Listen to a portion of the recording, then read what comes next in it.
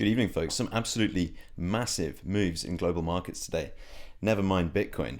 We'll get onto that in just a second, but take a look at gold first of all.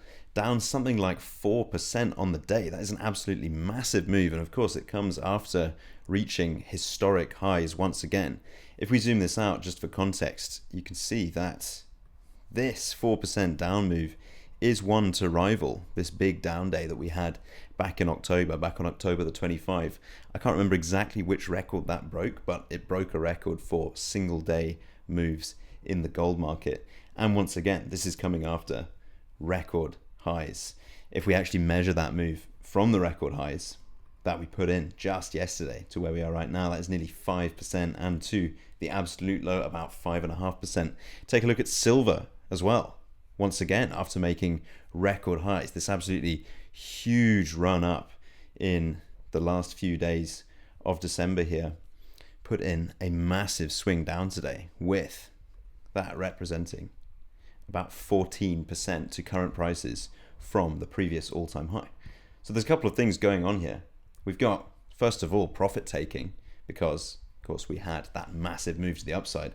People want to get their money off the table. People want to get their money out of the market. But what else did we see? We also saw CME raising their margin requirements. So this means that we actually have forced selling in the gold and silver commodities markets. Silver and gold futures fell sharply Monday after the CME, that is the Chicago Mercantile Exchange, one of the world's largest trading floors for commodities, asked traders to put up more cash to make bets on precious metals, with prices surging this year. This year, gold futures are up 65% and silver has more than doubled. CME raised margin requirements for gold, silver, and other metals in a notice posted to the exchange websites Friday. These notices require traders to put up more cash on their bets in order to ensure against the possibility that the trader will default when they take delivery of the contract. So, this should sound familiar to you if you're watching the crypto markets, if you're watching my content, because basically what we've got here is a lot of people betting on leverage, essentially, right? They're making margin bets on the gold and silver markets, and they're doing so in a way that is pretty consistent with the way we see crypto traders doing that lately.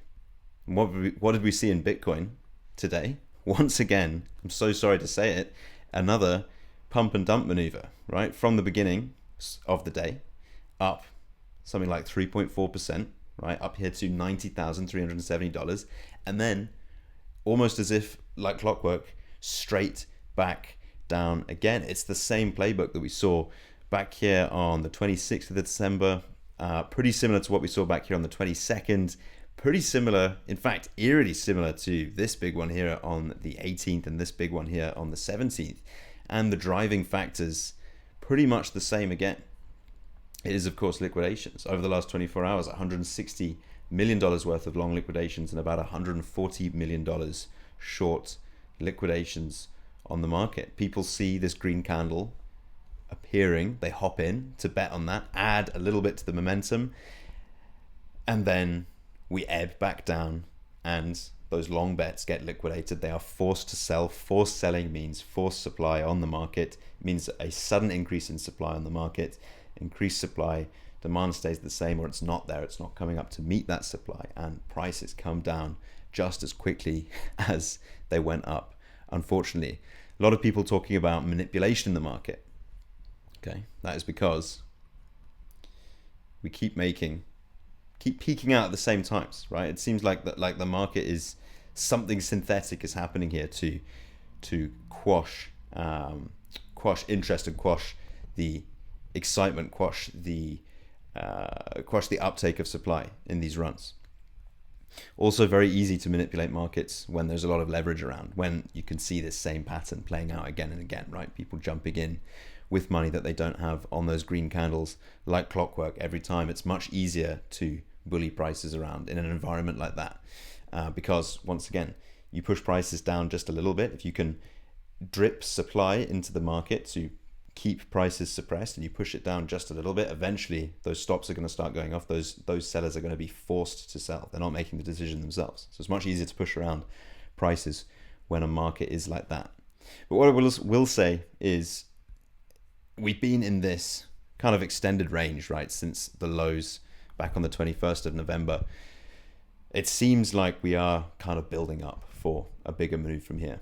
And of course, we always expect trading conditions to be slower. We expect the market to be thinner, for there to be less liquidity over these holiday periods, right? There's just less people, there's less particularly big money in the markets trading back and forth over Christmas, over New Year. And so, yeah, I think we're really building up and we're really poised for something to happen in either direction as we get out of this. We spoke about some of the on-chain data, right? Talking about a lot of overhead supply, a lot of short-term buyers now coming in, now being into a loss, right? Coming into the point where they might start realizing losses if they're selling. Could be accounting for some of the supply up here, some of the heaviness. Could there be manipulation in this market? Absolutely. I certainly think they could. I've spoken about this at length. I think it makes sense for this to turn around only at the point at which retail is completely dismal and out of there. But it's hard to make long-term claims and decisions and recognize long-term patterns in short-term data, particularly in times like this, when we know that the market is thin, we know that there are just less participants taking place in the market trading right now. But anyway, there we go. Record days, or near record days, for gold and silver. Pretty shocking, because we were, of course, at all-time highs in both of those markets. Bitcoin disappointing us just like usual. Once again, the story is the same. People getting liquidated still. People losing money that wasn't really theirs to lose because they're trading with money that they didn't have to lose. As always, stay safe out there. Just my opinion. Nothing I say should be considered financial advice. Shared just for entertainment purposes. Plenty more to come. Catch you in the next one. Bye.